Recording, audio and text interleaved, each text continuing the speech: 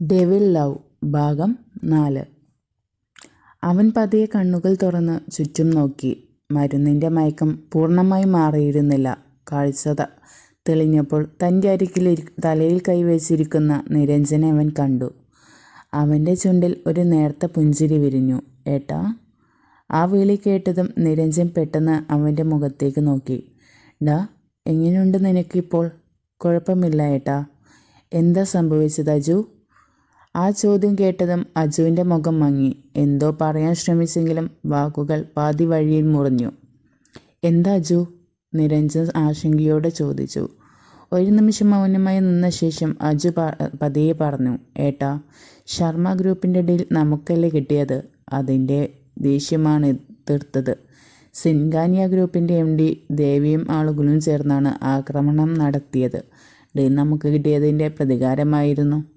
അത് കേട്ടതും നിരഞ്ജൻ്റെ മുഖം കടുത്തു. കണ്ണുകളിൽ തീ പടർന്നു. അവരെ ഞാൻ വെറുതെ വിടില്ല. ദേഷ്യത്തോടെ അവൻ എഴുന്നേൽക്കാൻ ശ്രമിച്ചു. ഏട്ടാ, നിൽക്ക്. അജു അവനെ തടഞ്ഞു. അവർക്കുള്ളത് ഞാൻ തന്നെ കൊടുത്തോളാം, അതും പലിശ സഹിതം. പക്ഷേ ഇപ്പോൾ ഒന്നിനും പോകരുത്. നിരഞ്ജൻ ദേഷ്യം നിയന്ത്രിക്കാൻ ശ്രമിച്ചു. കുറച്ച് നിമിഷങ്ങൾക്കകം ശേഷം അജു ചോദിച്ചു. ഏട്ടാ, എപ്പോഴാണ് ഇവിടെ നിന്ന് പോകാൻ പറ്റുക? ഏട്ടാ, എപ്പോഴാണ് ഇവിടെ നിന്ന് പോകാൻ പറ്റുക? ഇന്ന് പോകാൻ പറ്റില്ല. എന്താ? ഡോക്ടർ പറഞ്ഞത് 2 ദിവസം കൂടി ഹോസ്പിറ്റലിൽ കിടക്കണമെന്നാണ്. എന്ത്, 2 ദിവസമോ? അജു നെട്ടലോടെ ചോദിച്ചു. അതെ. നിരഞ്ജൻ ചെറുചിരിയോടെ അവനെ നോക്കി. അതുകൊണ്ട് എൻ്റെ പൊന്നാര അനിയൻ നല്ല കുട്ടിയായി ഇവിടെ കിടക്കാൻ നോക്ക്. ഏട്ടാ, എനിക്കതൊന്നും വേണ്ട. എനിക്ക് വീട്ടിൽ പോകണം. അപ്പോഴാണ് ഡോക്ടർ മുറിയിലേക്ക് വന്നത്. ഡോക്ടർ, എനിക്ക് ഡിസ്ചാർജ് എഴുതി തരൂ.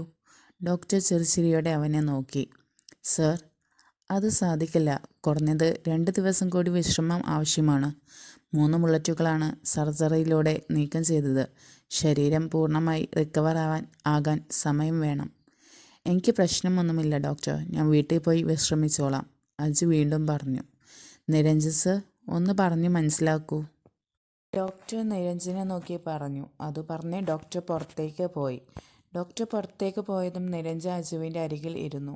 എന്തിനാടാ നീ ഇങ്ങനെ ധൃതിയിൽ വീട്ടിൽ പോകാൻ വാശി പിടിക്കുന്നത്? 2 ദിവസം എന്തായാലും ഇവിടെ കിടക്ക്. അജു ഒന്നും മിണ്ടിയില്ല. നിരഞ്ജൻ അവൻ്റെ തലയിൽ പതിയെ തഴുകി. ഏട്ടൻ്റെ മനസ്സമാധാനത്തിന് വേണ്ടിയെങ്കിലും 2 ദിവസം ഇവിടെ കിടക്ക്. അവസാനം അജു സമ്മതിച്ചു. ഉച്ചയോടെ വീട്ടിലുള്ളവർ എല്ലാവരും ആശുപത്രിയിലെത്തി. മുത്തശ്ശനും മുത്തശ്ശിയും അമ്മയും അച്ഛനും വല്യച്ഛനും വല്യമ്മയും ആൻറ്റിമാരും അങ്കിളുമാരും പെങ്ങന്മാരും അങ്ങനെ തുടങ്ങിയ എല്ലാവരും. അവനെ ആ അവസ്ഥയിൽ കണ്ടതും അമ്മയും മുത്തശ്ശിയും കരഞ്ഞു. അവൻ്റെ സഹോദരിമാർ കരുണ നിറഞ്ഞ് അവൻ്റെ അരികിൽ നിന്നു. അവരുണ്ട്. അജു ഒരു പുഞ്ചിരിയോടെ പറഞ്ഞു. നിങ്ങളൊക്കെ എന്തിനാ ഇങ്ങനെ ഓടിപ്പിടിച്ച് വന്നത്? എനിക്കിപ്പോൾ കുഴപ്പമൊന്നുമില്ലല്ലോ. ും അവൻ്റെ അമ്മ അവനെ തുറിച്ചു നോക്കി. ഈ അവസ്ഥയിൽ ആശുപത്രിയിൽ കിടക്കുമ്പോൾ ഞങ്ങളെങ്ങനെ അവിടെ സമാധാനമായിരിക്കും? അമ്മ അല്പ ദേഷ്യത്തോടെ ചോദിച്ചു. അത് കേട്ട് അജു അവരെ നോക്കി കണ്ണുരുട്ടി. അവൻ്റെ ഭാവം കണ്ടതും അമ്മ പുച്ഛിച്ചു. നിങ്ങളൊക്കെ വീട്ടിൽ പോയി വിശ്രമിക്ക്. എനിക്കിപ്പോൾ പ്രശ്നമൊന്നുമില്ലല്ലോ. അജു എല്ലാവരെയും നോക്കി പറഞ്ഞു. നിങ്ങൾ ഒരു ദൂരയാത്ര കഴിഞ്ഞ് വന്നതല്ലേ. എന്നാൽ ആരും വീട്ടിലേക്ക് പോകാൻ തയ്യാറായില്ല. ഒരുവിധം എല്ലാവരെയും സമാധാനിപ്പിച്ച് ശേഷമാണ് വീട്ടിലേക്ക് പറഞ്ഞയച്ചത്. അമ്മയ്ക്ക് പോകാൻ ഒട്ടും മനസ്സിലായിരുന്നു. എങ്കിലും നിരഞ്ജനും അജുവിൻ്റെയും നിർബന്ധത്തിന് ഒടുവിൽ എല്ലാവരും മടങ്ങി. ഭക്ഷണവും മരുന്നും കഴിച്ച ശേഷം അജു വീണ്ടും ഉറക്കത്തിലേക്ക് വഴുതി വീണു. വൈകുന്നേരം ഇഷാനി ഗാർഡനിൽ ഇരിക്കുകയായിരുന്നു. അവളുടെ മനസ്സ് ആകെ അസ്വസ്ഥമായിരുന്നു. അപ്പോഴാണ് അവളുടെ ഫോൺ വീണ്ടും റിങ് ചെയ്തത്. ഫോൺ എടുത്തു നോക്കിയപ്പോൾ സ്ക്രീനിൽ തെളിഞ്ഞത് രാജീവ് സാറിൻ്റെ പേരായിരുന്നു. അവൾ പെട്ടെന്ന് കോൾ അറ്റൻഡ് ചെയ്തു. ഹലോ ഇഷാനി. Hello sir. അവൾ ബഹുമാനത്തോടെ മറുപടി നൽകി. ഇന്ന് ലീവായിരുന്നല്ലോ. എന്തെങ്കിലും ഹെൽത്ത് ഇഷ്യൂ ഉണ്ടോ? ആ ചോദ്യം കേട്ടതും അവൾ ഒന്നും മിണ്ടിയില്ല. ഇന്നലത്തെ സംഭവങ്ങൾ ഒരു മിന്നൽ പോലെ അവളുടെ മനസ്സിലൂടെ കടന്നുപോയി. ആ കാറിന് നേരെ നിർത്താതെ ഉയർന്ന വെടിയൊച്ചകൾ ഓർത്തതും അവളുടെ ശരീരമാകെ ഒന്ന് വിറച്ചു. ഇഷാനി, താൻ എന്താ മിണ്ടാത്തത്? രാജുവിൻ്റെ ശബ്ദമാണ് അവളെ ചിന്തകളിൽ നിന്ന് ഉണർത്തിയത്. ഇല്ല സർ, ചെറിയ തലവേദനയാണ്. ഇപ്പോൾ എങ്ങനെയുണ്ട്? കുറവുണ്ട് സർ.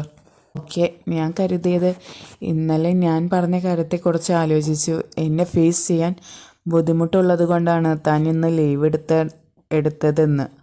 രാജുവിൻ്റെ ശബ്ദത്തിൽ അവളോടുള്ള പ്രണയം നിറഞ്ഞിരുന്നു. അത് കേട്ടപ്പോൾ ഇഷാനിക്ക് അസ്വസ്ഥത തോന്നി. അവൾക്ക് മറുപടി പറയാൻ പോലും തോന്നിയില്ല.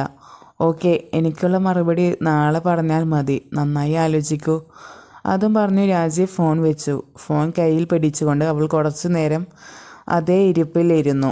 1 വർഷം മുമ്പാണ് ഇഷാനി ആ ഇവൻറ്റ് മാനേജ് കമ്പനിയിൽ ജോലിക്ക് കയറിയത്. അവിടുത്തെ മാനേജറായിരുന്നു രാജീവ്. രാജീവിന് തന്നോട് ഇഷ്ടമുണ്ടെന്ന് കൂടെ ജോലി ചെയ്യുന്നവർ പലപ്പോഴും പറഞ്ഞിരുന്നു. പക്ഷേ തനിക്ക് അദ്ദേഹം ഒരു ബോസ് മാത്രമായിരുന്നു. അതിൽ കൂടുതൽ ഒന്നുമില്ല.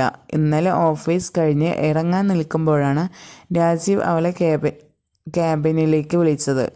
ആദ്യമായി കണ്ടപ്പോൾ മുതൽ തന്നെ ഇഷ്ടമാണെന്നും ജീവിത പങ്കാളിയായി കാണാൻ ആഗ്രഹിക്കുന്നുവെന്നും അദ്ദേഹം തുറന്നു പറഞ്ഞു. മറുപടി പറയാൻ 1 ദിവസത്തെ സമയവും തന്നിരുന്നു.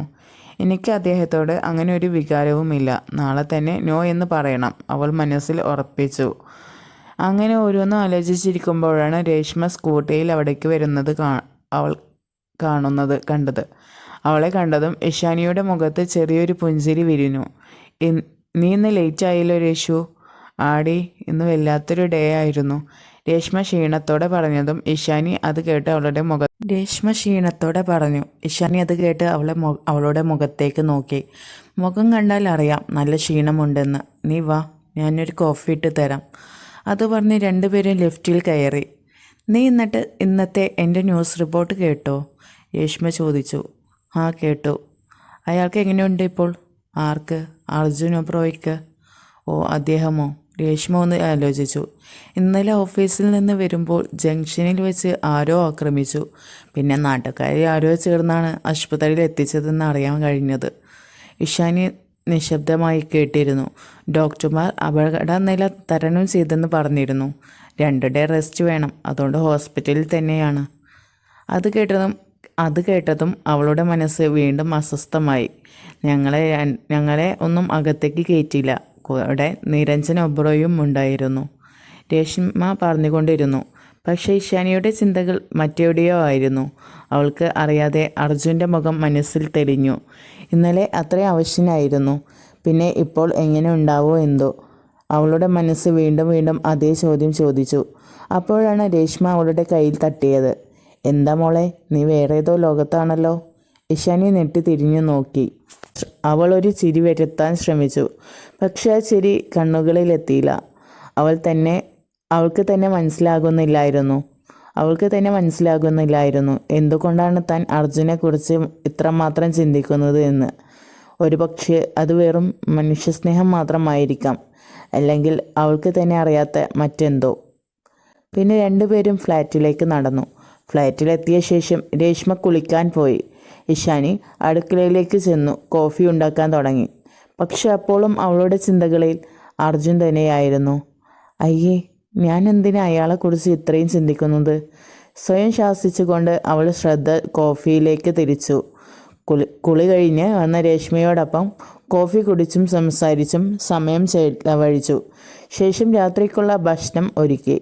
ഭക്ഷണം കഴിച്ചു കഴിഞ്ഞപ്പോൾ ഇഷാനി ബാൽക്കണിയിൽ ചെന്നു നിന്നു.